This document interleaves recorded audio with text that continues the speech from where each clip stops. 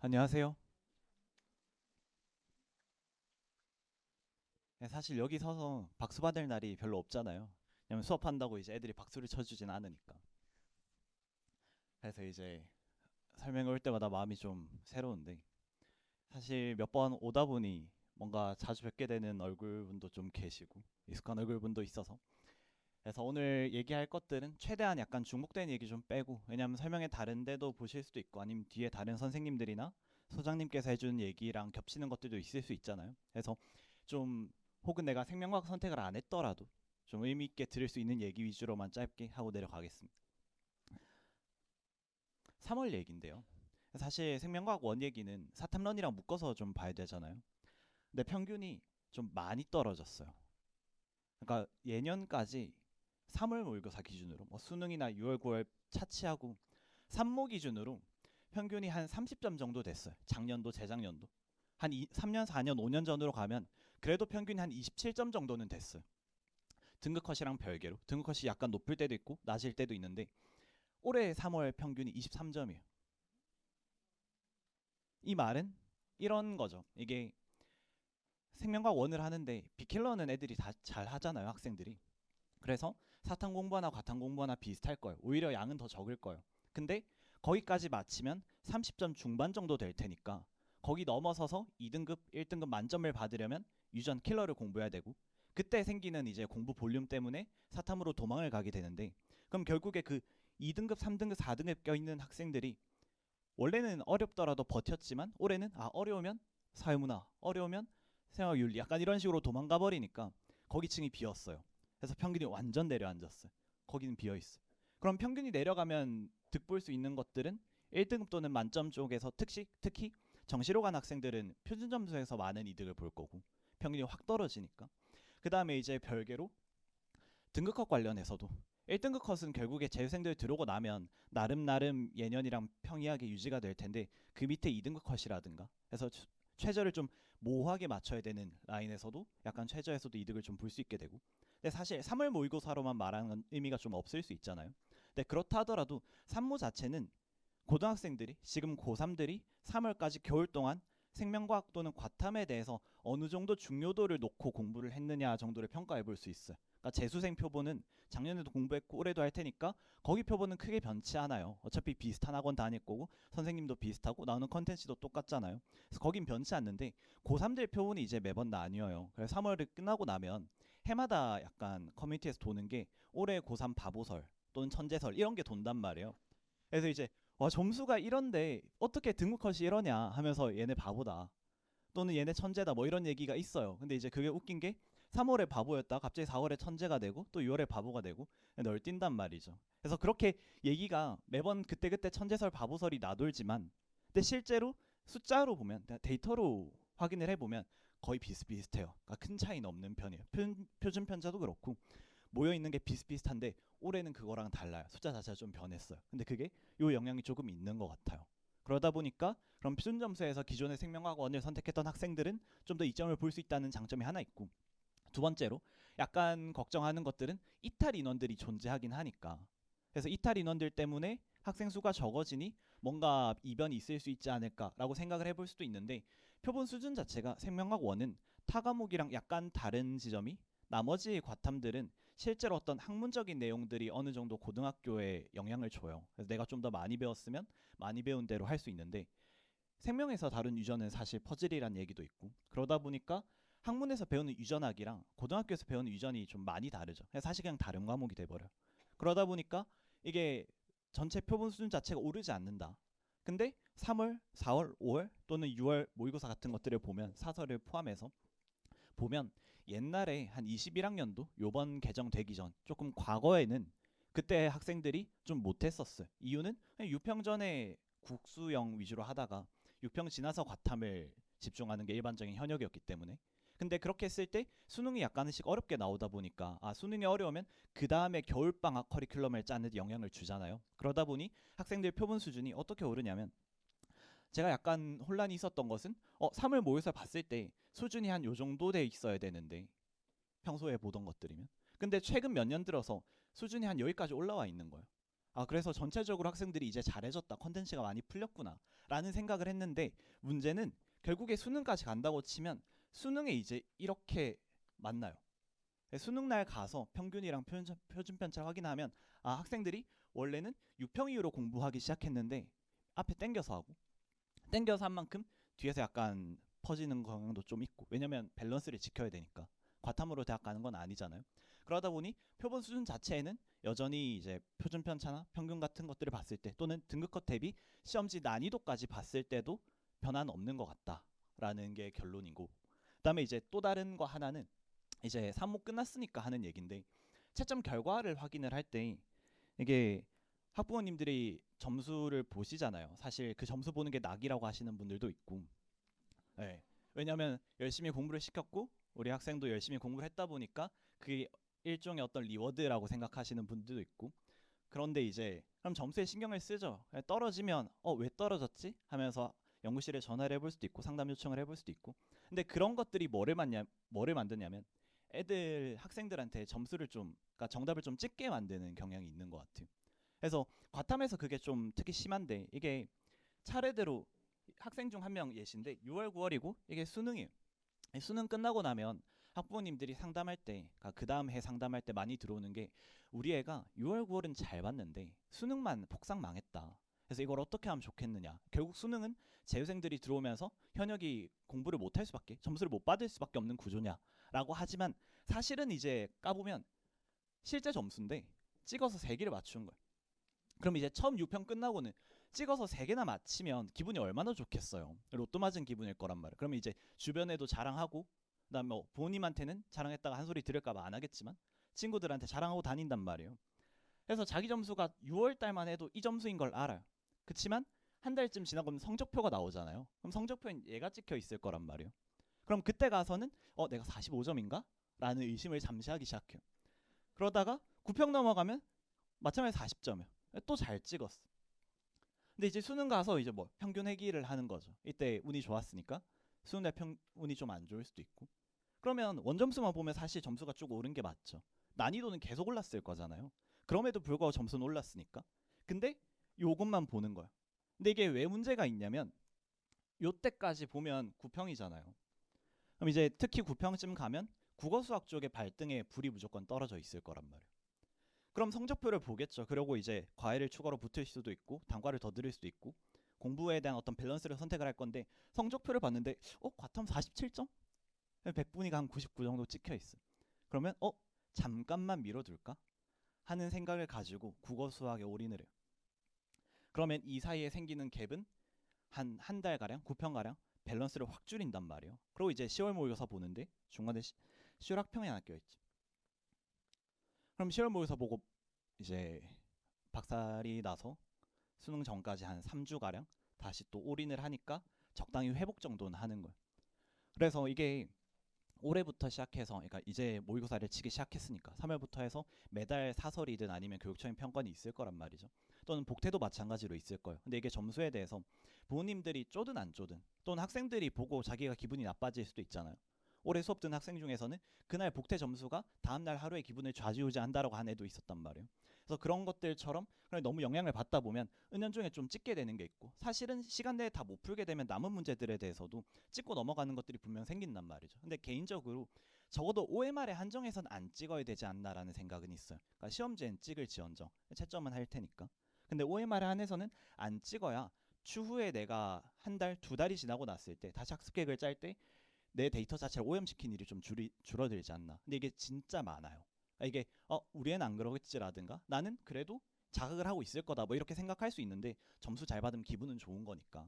근데 기분이 약간 멘탈적인 것도 수험 생활의 일부인 거잖아요. 그래서 중요하다 생각은 하는데 그럼에도 불구하고 실이 좀 더 많고 그리고 빈도가 매우 매우 매우 높은 편인 것 같아요. 그러다 보니 좀 학생들한테 찍지 말아달라 이런 당부가 좀 따라붙는 게 3월 모의고사 이후 얘기지 않나. 복태도 마찬가지고 그런 게 좀 있는 것 같죠. 그래서 그렇고 그다음에 이제 세 번째로 나머지 요번에 국어 수학 같은 것들은 어려웠다라는 얘기가 좀 있지만 체감도 그렇고 생명과학은 그렇진 않았단 말이에요. 쉬웠어요. 그러니까 올해 수업 들었던 학생들한테 끝나고 이제 쌤 망했어요. 그러니까 왜 2번을 틀렸어요. 뭐 이런 얘기가 들어오는데 난이도가 어땠냐, 체감이 어땠냐, 시간이 얼마나 걸렸냐 이렇게 물어보게 되면 시간대는 평균적으로 애들이 한 15분, 좀 짧게 보내는 12분 정도 걸렸던 것 같고 20분대에 끊었다는 학생들 아직을 제보를 받지 못한 것 같아요. 그 정도로 난이도는 좀 상위권 기준으로 좀 쉬웠던 편이 있는 것 같고, 근데 이제 그 쉬웠다는 것이 결국에 앞으로 공부를 어떻게 할지 설정을 해야 될 거잖아요. 3월에 대한 기억으로.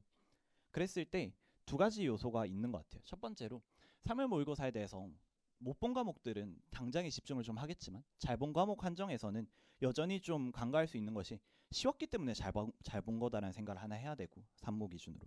그 다음에 시험 자체가 이렇게 나오죠. 이게 시간 부족 관련해서 이런 느낌이에요. 풀이법을 배운단 말이죠. 그래서 학원에서 이렇게 풀어라 라고 가르쳐주면 3월 모의고사는 그렇게 풀 수 있게끔 나와요.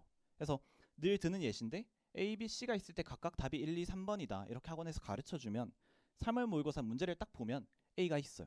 그럼 답이 1번일 거잖아요. 그럼 잘 봐요.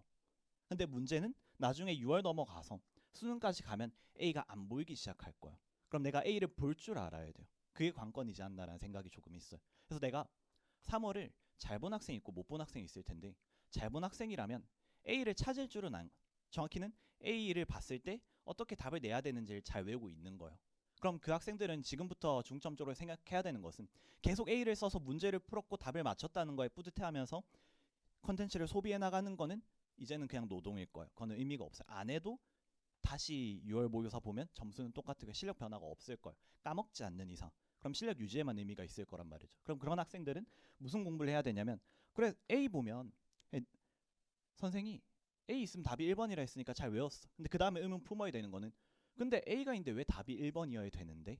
에 대한 의문을 품어야 되고, 그 다음에 왜 A를 봐야 되는데에 대한 의문도 풀어야 돼. 답이 나오니까가 아니라 그럼 왜 A를 봐야 답이 나오지? 그럼 다시 A를 보랬는데 B를 볼 수도 있지 않나? 꼭 A만 봐야 되는 다른 것들이 동시에 존재할 수도 있지 않는가? 와 같이 내가 풀이법을 구사하는 거에 대해서 관심을 가진다기보다는 왜 그 풀이법을 구사해야 되는지에 대한 의문을 좀 가져야 돼요. 근데 이제 대체적으로 해설 강의를 들을 때 또는 수업을 들을 때 복태를 볼 때 문제가 없다가 시험만 보면 문제가 터진 학생들도 있을 거예요. 시험이니까 그런 특이 케이스를 위주로 얘기를 드리면, 그러니까 결국에 우리 학생이 잘 공부를 했고 별 문제 없이 복태도 잘 보고 시험도 잘 보면 딱히 걱정이 없을 거잖아요. 걱정이 있다면 그건 그냥 노파심인 거죠. 그래서 그냥 나만 가지고 있는 불안함일 텐데, 실제로 뭔가 복태와 시험 또는 수업에서의 학생이 이해도와 집에 와서 엄마한테 하는 얘기들 간에 괴리가 생기면 대체 무슨 문제가 있었기에 이런 괴리가 생기는가를 고민하게 될 텐데, 그때 나오는 것들이 대체적으로 이런 얘기가 되는 거예요. 수업 때는 당연히 A가 있으면 답이 1번이다 이해가 가죠. 누구나 이해해요. 못 풀었던 문제라 하더라도 선생님이 강사가 앞에 서서 디테일하게 해설을 친절히 해주면 하나하나가 다 이해 간단 말이에요. 따라 풀면 따라 풀리기도 할 거예요. 근데 문제는 왜 나는 처음에 그 생각을 하지 못했느냐가 관건인 거고, 그리고 왜 그 순간에 그 조건을 봐야 되고, 왜 그렇게 해설을 해야 되고, 왜 그런 풀이법들을 써야지만 풀리는가, 다른 선택지는 없는가, 이런 것들에 대한 답을 보통 못 내는 상태일 때 괴리가 좀 생기는 것 같아요. 근데 그런 공부들은 뭐에 영향을 주냐면 공부량에 영향을 줄 거예요. 대체적으로 학생들은 좀 나눠서 봐야 되는데 공부를 아예 안 하면 점수가 안 나오겠죠. 근데 공부를 좀 하기 시작하면 급격히 점수가 오르는 구간들이 생길 거예요. 근데 그 구간을 지나고 나면 다시 점수가 수렴해요. 더 이상 안 변해. 근데 이것들이 여기서 이 수렴하는 점수가 누구는 100점이에요. 이게 재능이에요. 그래서 학부모님들도 그렇겠지만 수기들을 찾아보잖아요. 누군가의 강의를 들었더니 누구 100점 나왔더라. 뭐 풀었더니 100점 나왔더라. 근데 똑같이 듣고 똑같이 풀고 똑같은 복습 테스트 점수가 나와도 수능 점수는 달라질 수 있단 말이죠. 여긴 재능 영역이 맞아요. 그럼 재능에서 100점 나온 학생들은 그렇게 별생 없이 문제를 풀어도 은연중에 문제의 내용을 습득하는 그 사고 자체가 평소 살아왔던 19년 인생이랑 좀 잘 맞아 떨어졌던 거고, 그렇지 않은 학생이라면 88점이라면 또 다른 차원의 이 변곡을 좀 만들어내야 되는 거겠죠. 수렴을 뚫어내는. 근데 그럼 다시금 무슨 구간을 겪냐면 이 공부량 대비, 그러니까 시간 대비 공부량이 얼마 안 나오는, 효율이 떨어지는 애가 공부를 분명 하는 것 같은데 일주일 내도록 학원 열심히 다니는 것 같은데 책상에는 컨텐츠가 쌓이기만 해. 그러니까 소비가 안 돼요. 그럼 이제 학원 간다고 PC방 가느냐? 안 그래도 최근에 PC방으로 도망간 학생이 있어. 3주 내도록 안 오길래 어디 아픈가 싶어서 전화했더니 PC방으로 도망가 있다는 거예요. 그래서 좀 붙잡아 달라 해가지고 어디 PC방에 있대. 그래서 내가 다음 주엔 거기 옆에 가서 앉아 있어야겠다 이런 생각을 했었는데, 아무튼 간에 그래서 그런 계획 왜 했을까요? 아무튼 그런 식으로 시간 대비 이제 효율이 안 나오는 순간들이 생길 거예요. 그러면 외부에서 바라보기에는 어떤 원인 때문에 얘가 우리 학생이 공부를 했음에도 불구하고 점수 변동도 적고 또는 문제를 풀고 있는 시험지에 대한 양 변동도 적은지 고민을 하게 될 텐데 이거를 겪을 거면 지금 겪어야 돼요. 3월 와서. 그러니까 요거는 지금 성적이 낮은 학생들도 있고 잘 본 학생들도 있을 거잖아요. 지금 성적이 낮아서 고민인 학생들도 6평, 9평 넘어가면 어지간하면 수렴점에 도달해요. 그러니까 적당히 괜찮은 점수에 도달해. 각자가 생각하기에 지금보다 훨씬 좋은 점수. 근데 그렇게 해서 이 9평 되고 나서 더 이상 변동폭이 없으면 고민을 한단 말이에요. 학생도 스트레스를 받아요. 나 공부 진짜 하는 것 같아. 열심히 하는 것 같은데. 아니 양심적으로라도 하는 것 같은데. 그리고 학부모님이 봐도 우리 애가 되게 스트레스를 받아하고 힘들어 하는데 변동폭이 없으면 양쪽 나름 스트레스를 받고 그럼 이제 부모님은 걱정해 너 공부를 하고는 있니 뭐 이런 식으로 말이 엇나가게 되면 이제 책상 뒤집었고 약간 이런 일이 벌어지는 거잖아요. 근데 그러면 그때 가서는 공부를 아무리 해도 큰 변동폭이 없을 거예요. 얘가 완전히 점수 변화는 없겠지만 없는 건 아니겠지만 이 정도의 기울기로서 점수가 거의 안 변하게 되는 거죠.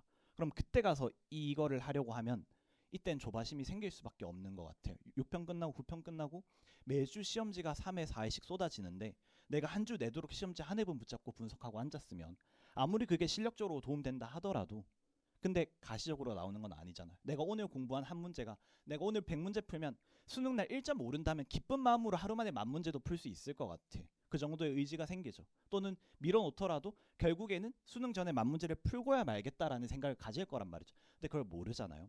그러다 보니까 눈앞이 안 보이는 상태에서 이렇게 밀고 나가야 되는데 결국 주변에 태클이 들어와요. 은연중에도 보여요. 애들이 나 오늘 한 건 다 풀었다. 한 달 만에 뭐 나 풀었는데 너 뭐 풀었냐?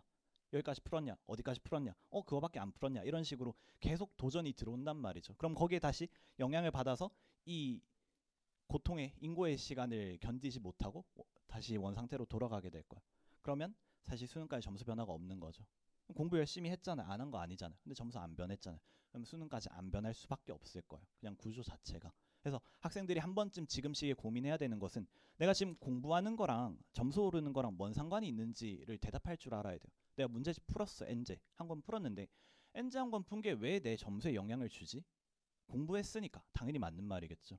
근데 그게 왜 무슨 공부를 했길래 점수에 영향을 주지?를 대답할 수 있어야 얘를 뚫을 수 있을 거예요. 근데 지금 당장에는 고민사항이 아닐 수 있거든요.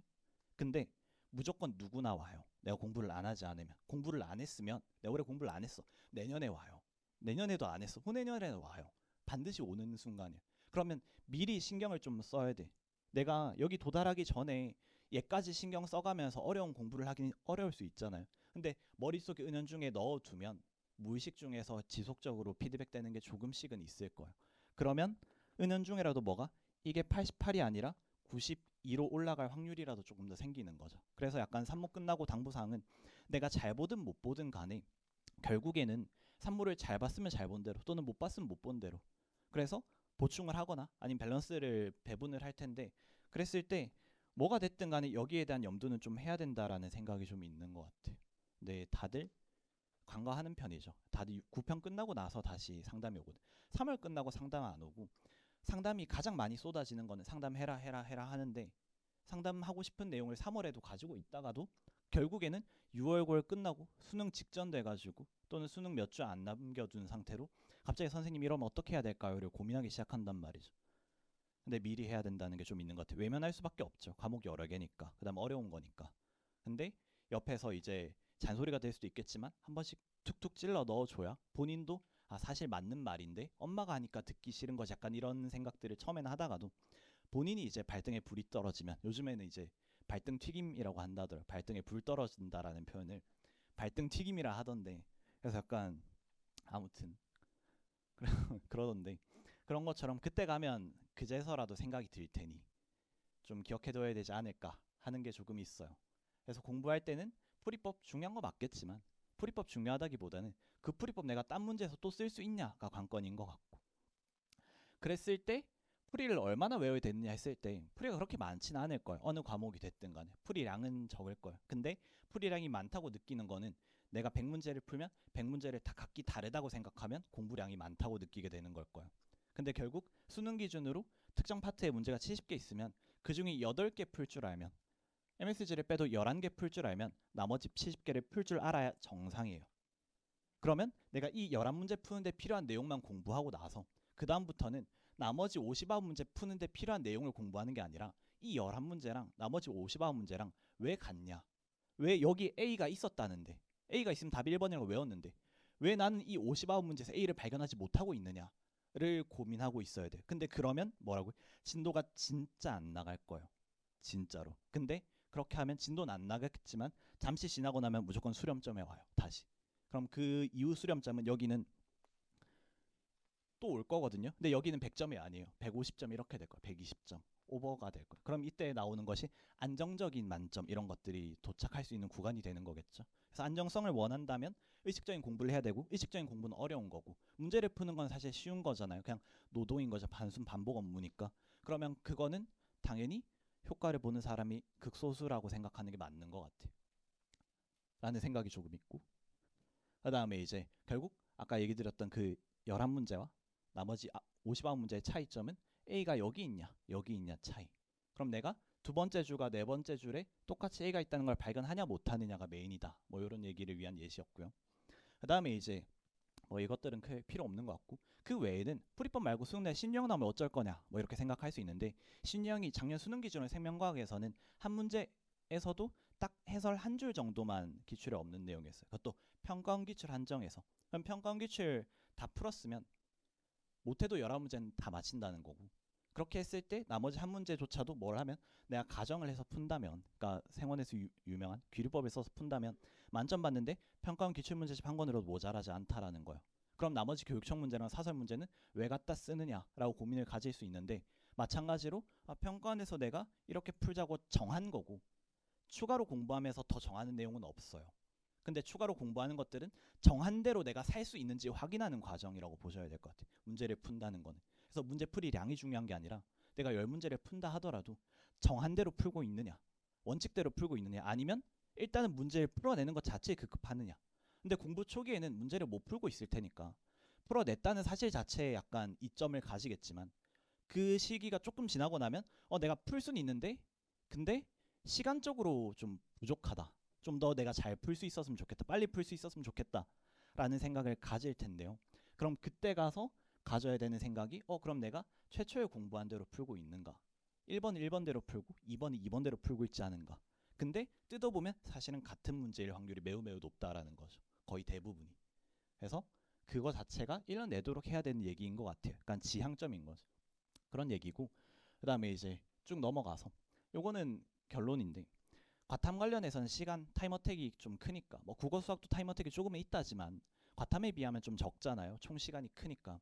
근데 과탐 관련해서 이런 것들은 제가 3월 교육청, 이거는 6월 평가, 얘는 수능이었던 것 같고, 제가 시험이 끝나고 나면 시험지 업로드 되면 전체 이제 시험지 다운로드 과정부터 시작해서 시간도 업로드 되는 시간부터 스타트를 해요. 제가 뭘 조작을 하면 안 되니까, 신뢰도가 기반이어야 되니까. 그래서 화면 녹화를 해서 학생들한테 보여준단 말이에요. 카페 올릴 때도 있고 공개된 곳에 올릴 때도 있어요. 그래서 누구나 볼 수 있게끔 올리는데, 거기 올라간 것들 중에 최단이 3월은 6분 컷을 한 시험지가 하나 있고요, 영상이. 그 다음에 얘는 수능 기준으로 16분 컷이 하나 있고 평가원 기준으로 14분짜리도 하나 있어요. 그 다음 난이도가 좀 높은 시험지들도 있을 테니까 평가원 평균으로 보통 20분 초반 끊는단 말이에요. 그 다음에 서바 시즌 넘어가게 되면 서바이벌 시험에서도 매주 학생들한테 얘기하기를 내가 이번 주 몇 회는 나는 몇 분 걸렸다라는 얘기를 해줘요. 그럼 그랬을 때 이 얘기를 하는 것들은 내가 이렇게 잘 푸니까 잔말 말고 따라와라 이런 느낌이라기보다는 영상을 직접 하나하나 봤을 때 제가 버벅임이 있어요. 막힘이 있어요.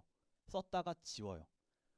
계속 아이패드로 쓸 테니까 뭔가 계속 쓰고 지우고 쓰고 지우가 있잖아요. 근데 쓰는 게 멈춰. 그럼 이 사람이 더 이상 풀고 있지 않고 고민을 하기 시작했다는 거잖아요. 고민도 많이 해요. 근데 이 시간대가 나와요.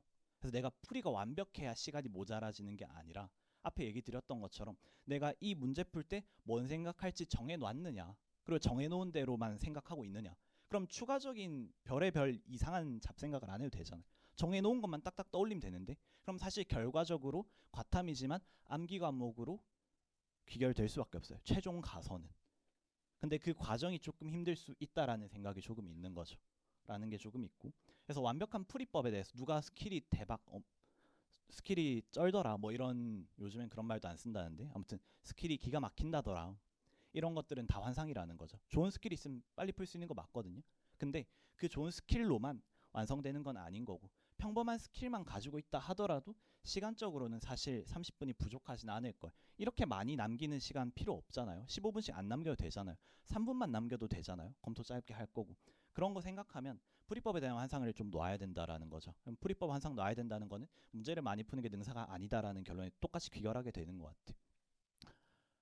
그리고 이건 마지막인데, 얘기 드렸듯이 이렇게 풀자고 정했잖아요. 그럼 내가 어디서부터 어디까지 할 줄 아는지를 내 손바닥으로 열거할 수 있어야 돼. 내가 수학 문제 푸는데, 또는 국어 푸는데, 문학 읽는데, 또는 과탐이든 사탐이 문제 푸는데 이런 유형을 풀 때 내가 이런 A, B, C, D, E의 생각을 하자라고 정했으면 내가 백지에도 똑같이 그걸 떠올릴 수 있어야 돼. 그리고 손절할 수 있어야 돼. A, B, C, D, E까지 딱 보고 아닌 것 같아. 더 이상 내가 알고 있는 것들을 못 써. 그럼 고민하지 않고 버릴 줄 알아야 돼. 뭐가 더 있지 않을까? 와 같은 이상한 상상을 현장에서 하진 않아야 되지 않을까라는 생각이 조금 있는 거죠. 그래서 수능 전에 여기가 정리가 조금 되어 있어야 된다가 결론이 되고, 공부단에서는 이 정도 얘기가 될 수 있을 것 같습니다. 그 외에는 이제 뭐 커리큘럼 얘기일 텐데 잠시 내버려 두고, 그 외에 이제 마지막으로 뭔가 얘기할 게 하나 있다라고 치면, 공부하는 게 학생들 입장에서 힘들 거예요. 힘든 이유는 아까 얘기 드렸듯이 오늘 공부한 게 얼마나 도움되는지 모를 테니까 힘들 건데, 그럼에도 불구하고 항상 생각해야 되는 거는 내가 지금 하고 있는 공부가 수능 점수에 왜 영향을 줄 수 있는가를 대답할 수 있을 때만 공부를 했으면 좋겠어요. 그 외에는 독서실에 가만히 앉아 있어도 괜찮아요. 근데 그거를 대답할 수 있게 되면 본인이 결국 원하는 목표가 3등급이면 상관없겠죠. 근데 못해도 내가 좀 못한다 마지노선은 보통 다들 2등급일 거고, 1등급 만점 받으면 더 기분이 좋다는 걸 거잖아요. 그러면 그 과정에 내가 머리가 매우 똑똑하지 않다면, 기가 막히게 똑똑하지 않다면, 그래서 평범하거나 적당히 이제 수제 정도의 머리라고 하더라도, 그래서 안정적으로 내가 올해 안에 대학을 마무리 짓겠다라는 생각이 조금 있다면, 내가 지금 하고 있는 행위랑 또는 이런 풀이법과 이런 문제집과 하다못해 모의고사 선택할지 엔제 선택할지, 내가 지금 개념 들을 거냐, 모의고사 들을 거냐, 엔제 들을 거냐, 무슨 컨텐츠를 선택하고 무슨 공부를 하기 전에, 행위를 하기 전에 반드시 대답을 할 수 있어야 되는 것은, 그래서 이거 하는 게 왜 내 실력에 도움이 되는데, 수특 푸는 거랑 내 실력 상승되는 거랑 뭔 상관이 있는데 대답할 수 있어야 된다는 생각이 조금 있어요. 그게 가장 좋은 공부가 아닐까라는 생각이 있습니다. 아무튼 이 정도 하고, 그다음에 이제 여기에 대해서는 사실 나눠드린 유인물에 잘 적혀 있잖아요. 그래서 딱히 말을 안 하고 줄이는 걸로.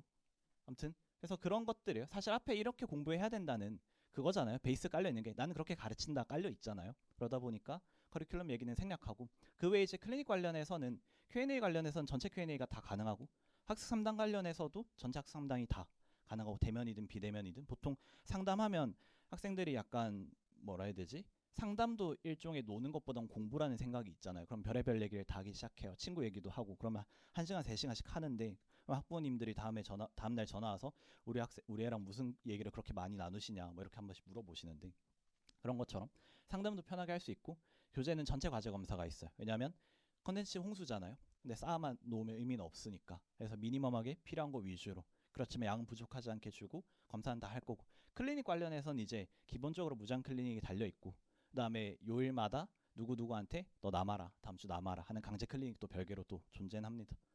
그런 얘기고, 그다음에 이제 복습 영상이야. 이건 예전에는 사실 흔치 않았던 얘기였었는데, 근데 이제 요즘에는 흔한 얘기죠. 복습 영상은 다 똑같이 나간다. 그래서 요 정도 마무리를 하고, 추가로 이제 뭐 궁금하신거나 수업 관련이거나 아니면 혹은 학생 상태에 대한 진단이 궁금하실 수도 있잖아요. 그래서 오늘 설명이 끝나도 제가 남아 있을 거여 가지고 끝나고 질문하셔도 좋고, 또는 번호로 연락 주시면 상담도 괜찮습니다. 전화해서 이런 상태인데 뭘 하면 좋을까요? 그런 상담도요. 누구 들을까요를 저한테 물어보시는 분도 계셔요.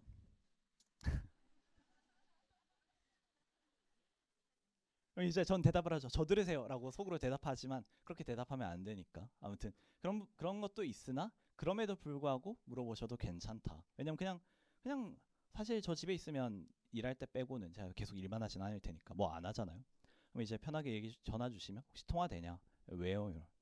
이제 뭐 물어보고 싶다. 아, 좋습니다. 언제 편할 때 전화 주세요. 이렇게 연락 받을 테니 항상 무슨 주제로든 저한테 수학만 안 물어보시면 좋을 것 같습니다. 아무튼 연락 주시면 감사하겠습니다.